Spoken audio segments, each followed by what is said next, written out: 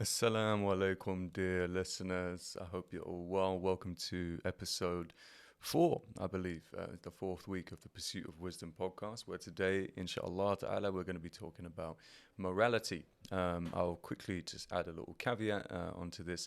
Of course, I'm preparing or attempting to prepare one of these episodes per week, so please excuse the fact that these can only be rather brief forays into each topic. If my audience of, what is it, I think 22 of you at the moment and growing, if you have any particular recommendations for topics that you would like me to focus on, or if you want me to go into further depth and analysis into whichever topics, then please just comment, recommend, different things that you'd like me to talk about, and we can do that, inshallah ta'ala. So without further ado, let's begin the show.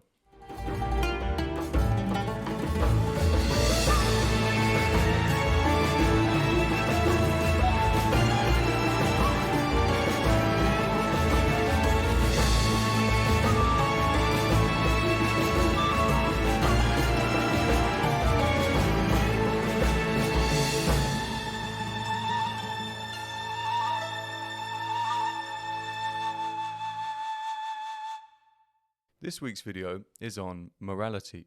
We will discuss what is meant by the term morality, the various kinds of moralities that have emerged throughout time, and whether it is appropriate to claim that some moralities are superior to others.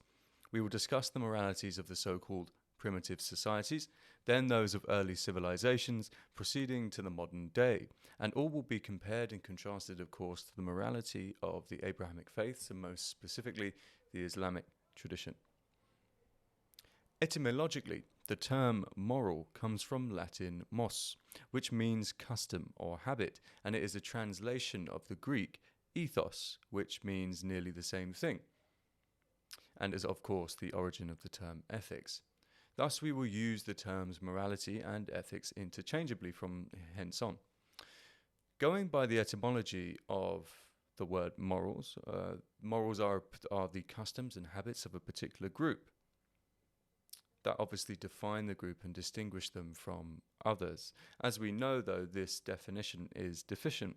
Whilst the habits and customs of a group are related to morality and are, of course, guided by it, morality in itself and in its familiar English sense is more like the set of beliefs about right and wrong that determine normative behavioral standards and thus the ethos of the group. Values are also closely related to the concepts of right and wrong. If we're determining something to be right in itself, then it is something of value, i.e. something that ought to be sought after, and if something is wrong, it ought not to be sought after. There have been many different moral systems that have emerged throughout the course of human history. Some, most in fact, have been exclusivist moralities, meaning that their application and their hold is exclusive over one individual or one group of individuals, and is often a tool to distinguish them from their neighbours.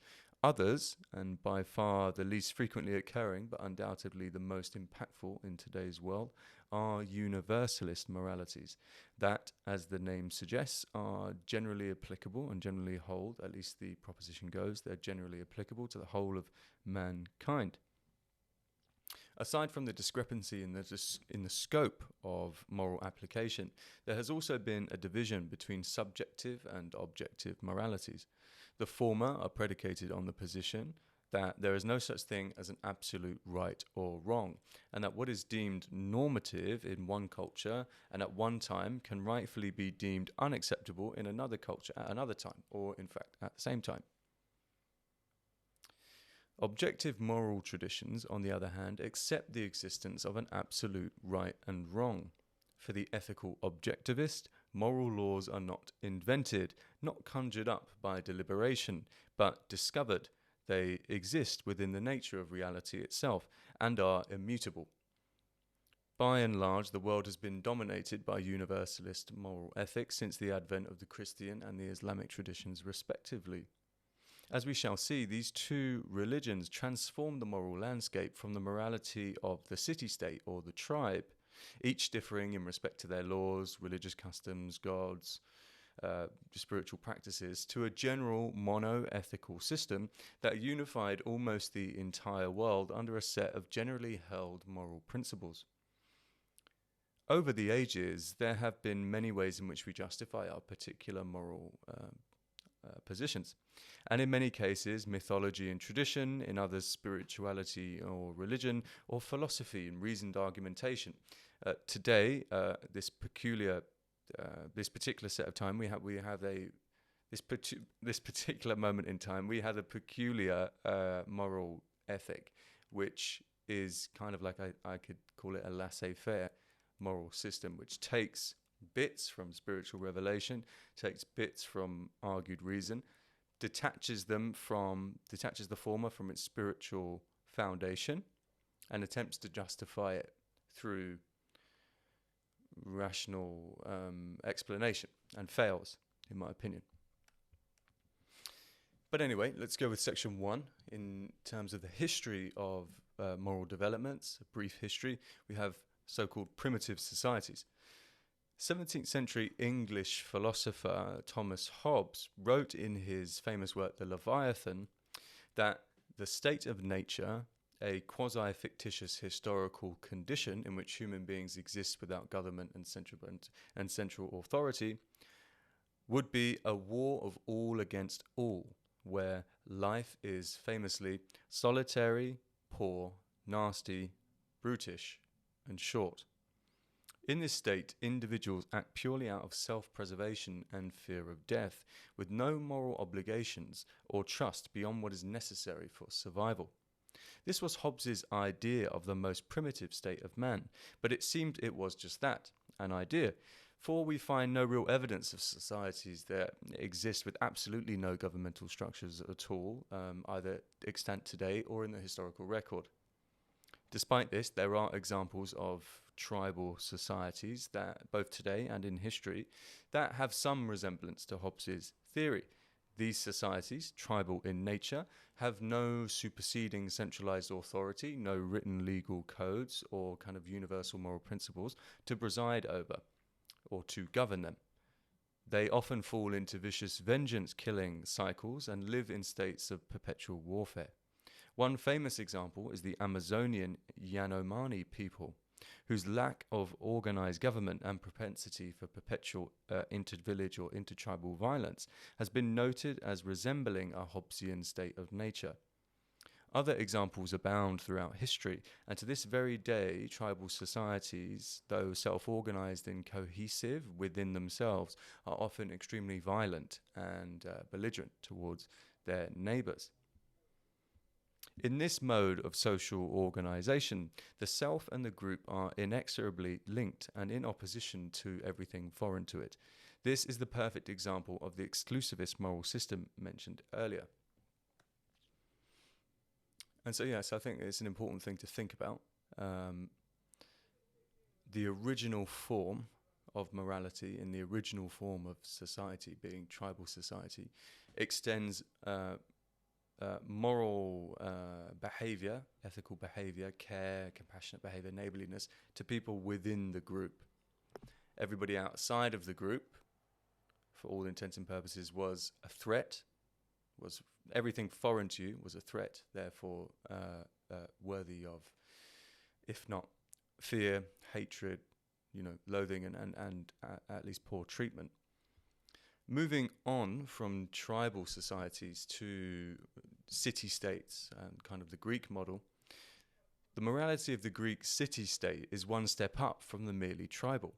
Whilst tribal societies are tied together by kinship and lack codified laws, the Greek city-state was constituted of an amalgamation of several different tribal groups, meaning that the boundaries of the collective self were extended. And thus, of course, the people deserving of ethical consideration and positive behavior also was increased. Though these cities were distinct, autonomous, and often mutually belligerent, for instance, the Peloponnesian Wars between Sparta and Athens, or the many different wars that are going across the Hellenic world, they did have a set of mythological, religious, and quasi-historical beliefs and narratives that bestowed on them some universally appreciated values and moral precepts. Many of these values came from narratives such as the epics of Homer, the Iliad and the Odyssey, whereby the stories of the semi-divine heroes provided much guidance for normative behavior. In this age, and through figures such as Achilles, Patroclus, Hector, Odysseus, traits like courage, valor, and honor were highly venerated and can perhaps be seen as the highest of traits, with glory being the most sought after end in this age. And that's glory, specifically glory through conquest, glory through the dominance of one ego over another, strength and might. This moral phase is one which is, as argued famously by Thrasymachus in Plato's Republic, one of might is right. I quote, "Justice is the advantage of the stronger," end quote. He argues that those in power define what is just, and that morality is a construct of those who hold authority. In this view, the powerful create laws that serve their own interests, and what is considered moral is simply a reflection of the will of the most powerful. Glory in battle, the victory of one's will over another, the endeavor of dominating opponents in battle, defeating both them and their diverse array of gods, seem to be the main prerogative of man at this stage, and is what fueled men such as Alexander on their conquests. And it's worth saying as well that it's not just Alexander. It was quite literally, if you look to this phase of history and other phases of history besides it, basically all of the rulers who were able were trying to conquer the lands, their neighboring lands, and then extend it as far as possible. Of course, the Alexander was a Macedonian, northern Greek, but and of course he went, you know, on his conquest. They took him all the way to essentially to India, but his rival and the kind of nemesis numero uno for the Hellenic world was the Persians, and the Persians were doing just the same. In fact, the Persians during I think it was the 4th century BC, of course, tried to invade Greece and did actually have Macedonia as a vassal state, I believe. So Alexander was just kind of returning the favor. Everything in terms of morality at this point of history was about glory, about conquest, about defeating one's enemies for the sake of personal fame. We then move on to the scriptural phase, specifically that comes within the Abrahamic traditions. It's a radically different ethical system, and it emerges with the advent of Christianity and Islam. Whilst the Pentateuch, or the Old Testament, contains many famous moral laws, for instance, the 10 Commandments, these were understood at the time to only apply to the Beni Israel, or the Jews, in other words, and thus still an expression of a tribal and exclusivist morality.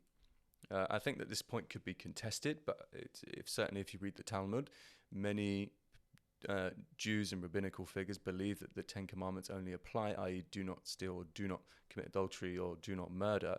They only apply within the group of the tribes of Israel. And it's not necessarily considered murder for someone within that tribe to murder a goy or a non-Jew, which is why I don't necessarily extend this sentiment to Judaism. Love your neighbor as yourself, Matthew 22:39, is one example of the Christian message that so revolutionized the world's ethical framework. The most important, however, comes, of course, in the Old Testament, Genesis 1:27, the passage so often quoted on this channel where we say man was made in the image of God, or in the Quran where we say that God breathed life into man, breathed something of his perfect spirit into man.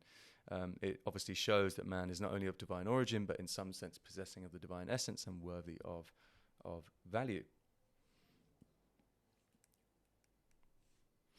And the New Testament is full of stories that teach the Christian that the best ethical orientation is to alleviate the suffering of the destitute and embody the spirit of love personified by Christ, as is the Quran, of course, which is sent, Allah subhanahu wa ta'ala states that it's sent as a reminder to do several things. As in one of the previous videos that I posted, there's a segment in the Quran where Allah subhanahu wa ta'ala states that all life, you're not committed to take life, because all life has been made sacred, and if you take a life, it's as if you killed the whole of humanity, and if you save a life, it's as if you saved the whole of humanity, which just shows the sanctity of life within both traditions. So within the revealed scriptures, there are, of course, many moral diktats and prohibitions that the believer is expected to adhere to. These traverse the domains of human life, from the personal, the social, to the spiritual. We have manners in which we organize ourselves and our social structures, all of which are time-tested and prove effective guides that lead us to success across all relevant metrics. We're talking about success in terms of literally population expansion, success in terms of wealth, success in terms of family strength and integrity, success in terms of mental health, physical health. The belief in the revealed nature of these laws, their divine origin, and the perfection of that divine origin mean that these laws are immutable, fixed, and beyond scrutiny. And had humanity not adopted this belief in the sanctity of these laws and accepted the moral precepts within them, every human soul, from kings to beggars, have become of value, which was a complete innovation. I see why no such conclusion would be reached without the input of the Christian and Islamic traditions within the moral landscape of the world. I don't see any reason why there would be a deviation from the rule of might is right, the rule of whoever essentially has the most ability to kill, to take and impose their will upon others arbitrarily. I see no reason why that wouldn't still be in place. And then we're going to scurry right along, and we're going to go to the post-Enlightenment period, which is something that we touched on in the last video. As discussed in previous videos, the advent of the Enlightenment ushered in an era where traditional revelatory sources of knowing, including ethical knowing, were replaced by human critique and reasoned arguments.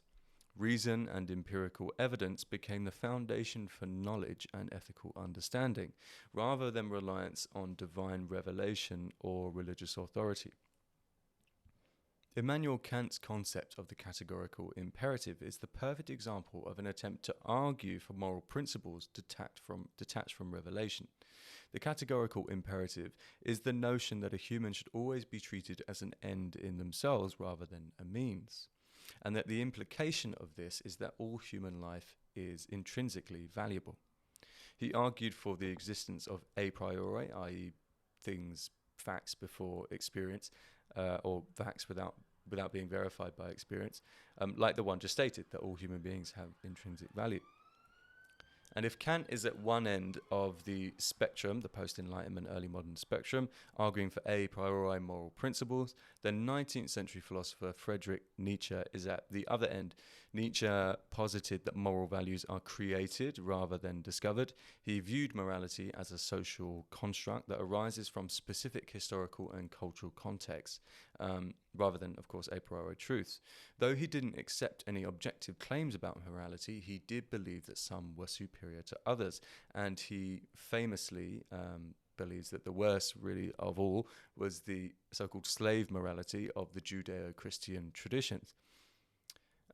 And he defines this as a morality devised by the weakest group of people in their resentment towards the strong. In their resentment towards this higher, stronger, more potent, vital people, they venerate meekness, poverty, turning the other cheek, and vilify glory-seeking, powerful, vital, Alexander-like, Napoleon-esque virtues. So he saw the moral impact of Christianity as being a negative one that tried to repress the will to power, or rather was a perversion of the will to power. And the will to power will be a concept that we no doubt discuss on this channel in greater detail. And then we kind of arrive at contemporary liberal values. I know that obviously we touched on this in the last video. I'm thinking of certain kind of institutions like the UN Declaration of Human Rights or the American Declaration of Independence, which famously said, "We hold these truths to be self-evident, that all men are created equal, that they are endowed by their Creator with certain unalienable rights, that among these are life, liberty, and the pursuit of happiness." Such claims as this, that we're making moral claims about rights, abstract things like rights, what humans deserve, or the innate value of human beings.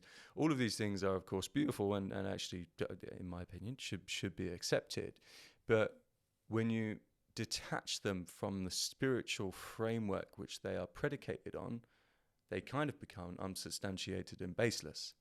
And this really is the point of this video, is to show that so many of the moral principles which we accept to be self-evident truths today, that we should treat our neighbor as we want to be treated, that we all deserve life, liberty, and the chance to pursue happiness, that all of our lives are intrinsically valuable. All of these things are moral innovations that are exceptions to the rule of human history. They're exceptions to the tribal notion of morality. They're exceptions when we contrast them to the ancient world of constant belligerence and enslavement and massacres. These things are predicated and have their origins within the irrational, within scripture, within spirituality and faith. And what's ironic is that we live in an age which is the post-Enlightenment age, which is supposed to be a secular one, which is supposed to be completely detached from the ignorance of blind faith. And actually, in terms of academia, in terms of the dominant kind of influences in culture, it's quite an atheistic and anti-religious. But we promote values and hold values, even the atheists amongst us, which are completely derived from revelation and have no rational foundation. So, if you're someone who's a materialist, and you believe that there's nothing to reality but material things and forces, and you say that you don't accept anything but like empirical things that you can empirically observe, then you have no grounds to talk about the idea of abstract concepts like rights, what's right and wrong, or things of value or morality in the first place, because these aren't things that you can empirically observe, measure, and quantify. They're founded in the irrational.